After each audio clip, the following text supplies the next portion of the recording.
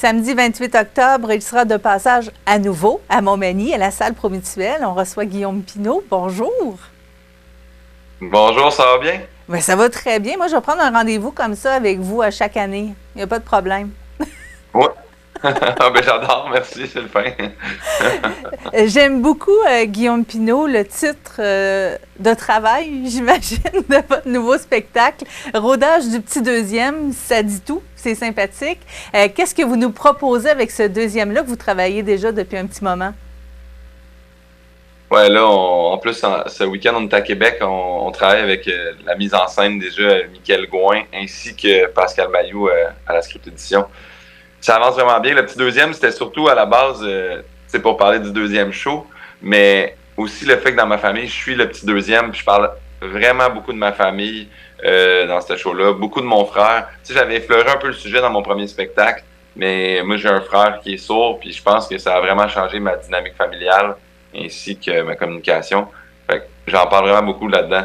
Le problème de communication, de la famille, puis je parle beaucoup de l'anxiété, mais de façon comique, tu sais, parce que quand je dis que je parle d'anxiété, les gens font comme, ah, ok, c'est pas comme plus une conférence, là. C'est vraiment un show d'humour, mais dans lequel je réussis à tourner ça drôle, puis je reçois vraiment beaucoup de beaux témoignages sur des gens qui font aussi de l'anxiété, puis qui me disent, ça me ferait que tu aies essayé ça, ça me ferait... C'est vraiment une énumération des trucs que j'ai essayé pour gérer l'anxiété, puis ça a donné ce spectacle-là. Donc, le titre, le petit deuxième, ça peut rester pour le spectacle au complet, là?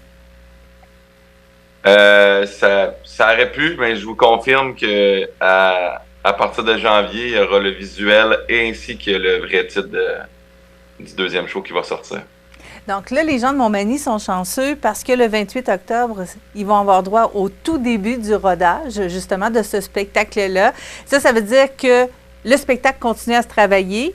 Il y a des blagues qui vont s'ajouter, d'autres qui vont disparaître. Donc, c'est un moment privilégié que les gens vont avoir avec vous, là.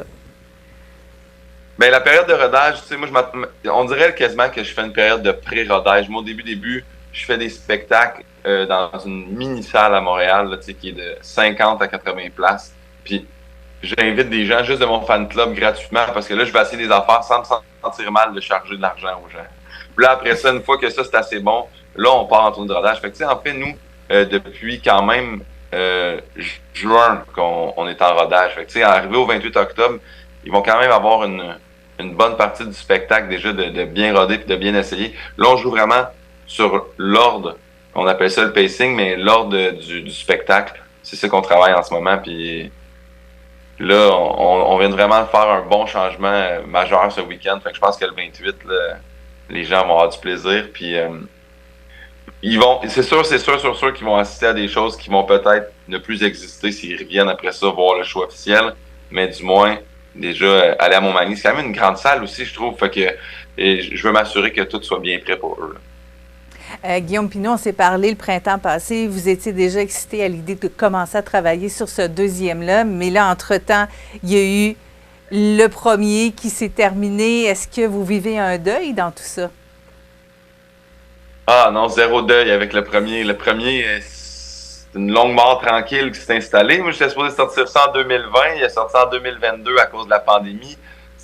On dirait que quand je suis arrivé à la fin ça s'appelait Détour, le premier. Quand je suis arrivé à la fin, on dirait que ça fait déjà trop longtemps. On l'a toffé, là, tu sais. Fait que j'ai adoré ça, puis je suis vraiment touché que 50 000 personnes se soient déplacées pour voir ce spectacle-là. Mais j'avais vraiment hâte de sortir le deuxième. Puis c'est pour ça que le plus top de la fin, c'était que je faisais des rodages du deuxième pendant que je finissais le premier. Fait que des fois, dans ma tête, ça venait mêlant. Je fais, ah oui, là, je joue le premier là, en ce moment. Mais je suis pas sûr que je serais capable de rejouer le premier là. Je pense que je l'ai joué 321 fois. Il y a peut-être au moins une ou deux fois de trop là-dedans. Là. Bien, la première tournée, justement, la tournée du premier spectacle s'est très, très bien passée. Les gens étaient contents. Les gens ont apprécié votre spectacle. Est-ce que ça ajoute un stress pour le deuxième? Ouais, moi, le mini-stress que j'ai, c'est je vais toujours me rappeler. Tu sais, c'est stressant de sortir un premier show. Là, t'es humoriste, tu rêves de tout ça, tu veux avoir un one-man show, tu veux avoir une critique, tu veux avoir une bonne critique. Puis il y avait une critique qui avait écrit comment il va pouvoir topper ça au deuxième. Puis j'étais comme, ben voyons, j'ai même pas fini de jouer le premier, puis on m'angoisse sur le deuxième.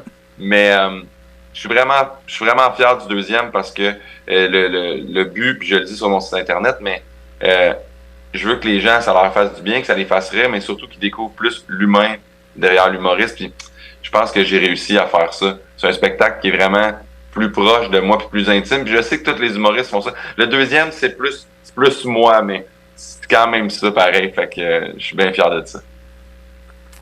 Je voulais savoir, Guillaume Pinault, la vie d'humoriste a beaucoup changé avec les médias sociaux, avec Internet. Vous semblez être toujours en représentation maintenant. Est-ce que ça demande beaucoup, justement, à un humoriste? Hey, c'est drôle parce qu'on en parlait hier, parce que on parlait de Jean-Michel Anctil. Je me rappelle, moi, que quand j'ai commencé dans le milieu, puis que j'ai commencé à croiser des humoristes que moi, c'était mes idoles quand j'étais plus jeune, je me rappelle que Jean-Michel Anctil avait dit « Hey, votre génération, c'est fou, vous brûlez des one-man shows en statut Facebook. » Puis je sais que c'est ça, puis c'est la réalité, mais je pense sincèrement qu'on passe beaucoup de temps à essayer de convaincre les gens de venir nous voir. Fait que là, soit qu'on brûle du matériel ou bien qu'on met du matériel humoristique sur le web, mais c'est rendu une habitude. Fait que tu sais, moi j'aime ça écrire des anecdotes des fois, puis des fois je fais comme « Ah, ça ferait pas un numéro, je pense plus une belle anecdote Facebook. » Puis je le mets. Je ne sens pas constamment en représentation parce que je pense que je suis rendu à un moment où justement j'ai essayé de m'éloigner un petit peu d'Instagram, ces choses-là. Puis maintenant les gens sont heureux quand je leur mets une photo de Pauline la Golden, qui est mon chien.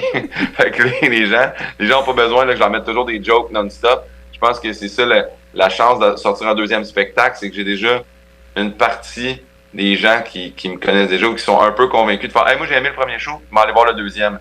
Puis je suis super chanceux, puis je pense que ça fait beaucoup ça avec Groupe Fan 9, là, les artistes qui sont là. C'est beaucoup du bouche à oreille. On n'est pas là à faire beaucoup de publicité. On s'assure que le spectacle soit vraiment bon. Puis quand les gens sortent de là, moi je leur dis à la fin, je dis vous êtes les meilleurs ambassadeurs, si vous avez aimé ça, parlez-en. Puis si vous avez haï ça, parlez-en à des gens que vous haïssez, puis envoyez-les, on va les piéger. Mais dans le sens que le but, c'est juste de...